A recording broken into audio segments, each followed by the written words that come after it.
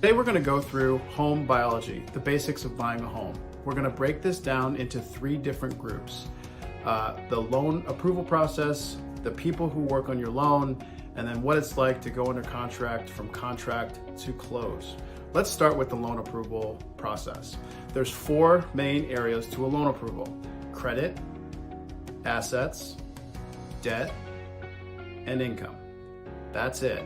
You can remember it with the acronym CADI if you like Cadillacs. Caddy, that's how I do it. Credit, assets, debt, and income.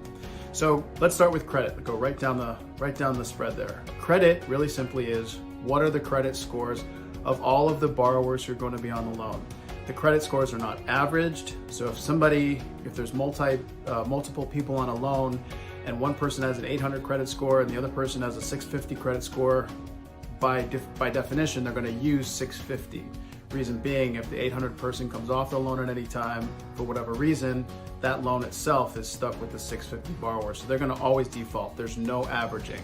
Credit scores, generally speaking, you want to have credit that's above 680 because that gives you the best chance to dictate what you want to do on a loan and how much you want to put down, etc.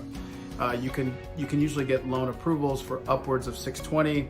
You can also get approvals for credit scores of below 620, but I'd argue that you should probably work on your credit before you buy a house if your credit's lower than 620.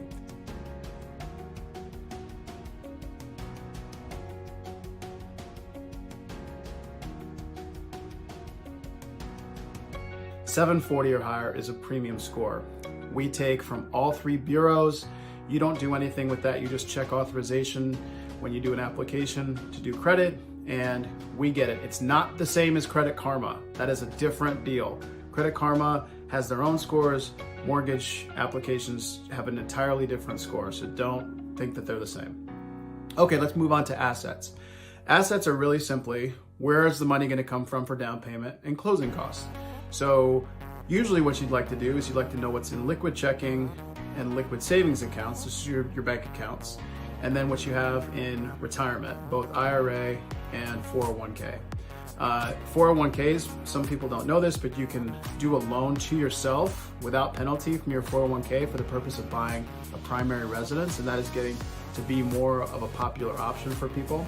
And finally, you can get a gift from family. That happens on about a quarter of the purchases for first-time home buyers are getting some sort of gift from family members. So you can do that as well. But that's what you do on assets. Debt is really simply coming back to your credit report. What do you have for debt? Do you have student loans? Do you have a car note? Do you have a current mortgage? Have you co-signed for anybody else? Is that showing up on your credit report? So we take into account all of those things when we look at how much debt somebody has in their credit report. Just know this, it's way better to have more in assets than it is to have less debt. We'd much prefer that somebody has, so let's say $20,000 in their bank account and $10,000 in credit card debt versus $10,000 in assets and no credit card debt.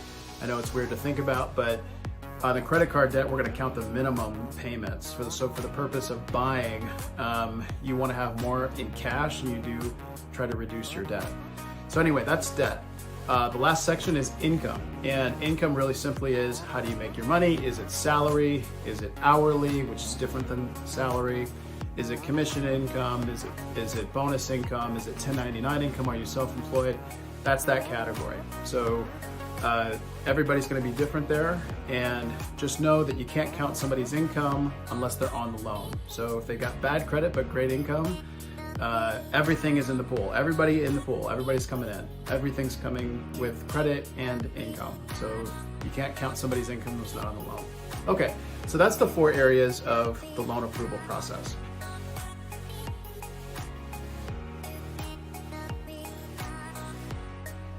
Now the players. Same thing here. There's 4 different people that work for you when it comes to getting your loan from beginning to end. We'll use them in 4 stages. First stage is the loan officer or the mortgage consultant. I'm like your advocate. I'm like your agent. As you guys most know, I'm a retired professional baseball player. I'm like your agent. So share with me hearts and minds, thoughts and feelings, and we'll go through the process together. You speak to me, you text me, you call me. I am a point of communication, especially heavily up front and heavily in the back. I'm up front, mortgage consultant, first person. Second person is the processor. They are entirely in charge of loan documents. That is their sole job. They don't do anything else. You also talk to them, you email them. You're not going to text them, but you're going to communicate with myself and the processor. That's stage 2. Stage 3 is the underwriter. You won't very likely speak to the underwriter. That's the person that's going to take a look at you on paper. They're going to check the automated risk software that we run up front, and they're going to say, does what we have documentation wise, does it match what these folks are as entered on the application? We'll see what the risk software says. They are the ones that approve your loan, not the loan officer. Loan officer is your advocate. The underwriter is the impartial decision maker, okay? The loan will, generally speaking, stay there for a little bit and bounce back and forth, and I'll get into that in a second, between the processor and underwriter. And then it goes into stage 4, which is the closer. The closer, again, you won't speak with. It is somebody who's gonna send, click send on the money, and they're gonna be the ones that provide the loan officer with your final cash to close, which they're gonna send to you, and you're probably gonna discuss a little bit, and anyway, you won't speak to them too, but that's stage 4. And that stage 4 closer only happens when you are clear to close and done with the underwriting process, okay? So those are the 4 people that deal with your loan and closing it up. That is your team as a buyer, okay. Contract to close. So let's say you sign an agreement and you make an offer and it gets accepted. Okay, so now you've got an accepted offer, you get a contract. Great. Okay, what's the next step? Next step is you're going to go into attorney review. We're in Illinois, so we've got an attorney review period.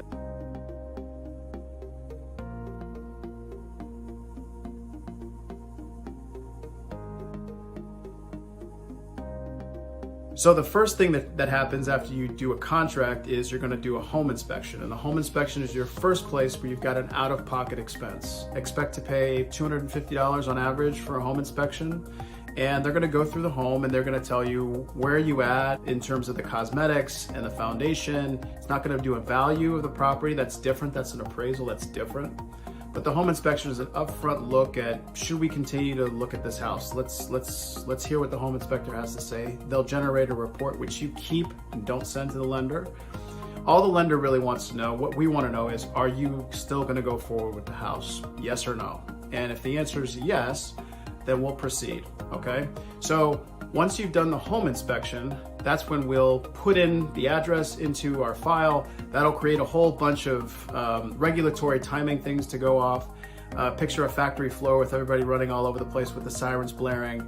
That's what's happening when you put the address into a loan file. And we'll send you disclosures, which you click through and e-sign, and then we move you over into processing. At the same time, we're gonna order an appraisal, which is required by lenders in order to buy a property.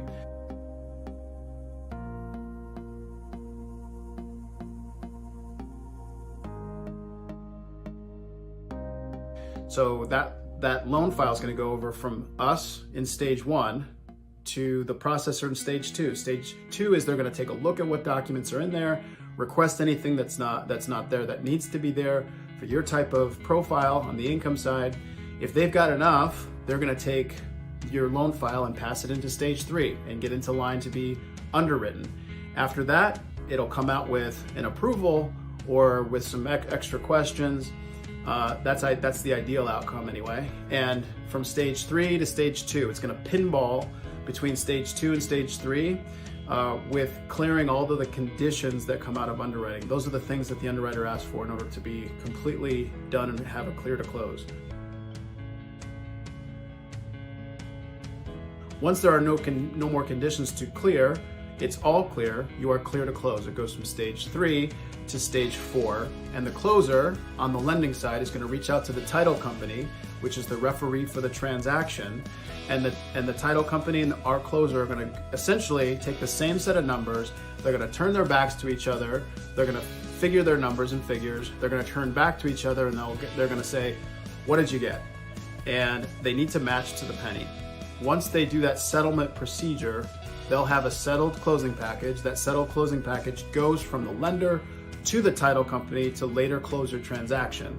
In the meantime, I'm going to put my hand up when I see that happen and say, can I see the final closing disclosure, the loan document that has your cash to close on it? They're going to send it to me. I'm going to send it to you. We're both going to review it, make sure that it's correct. It can be amended. Sometimes it is amended. And we're going to make sure, are all the credits there? Is everything correct, basically? And are we prepared?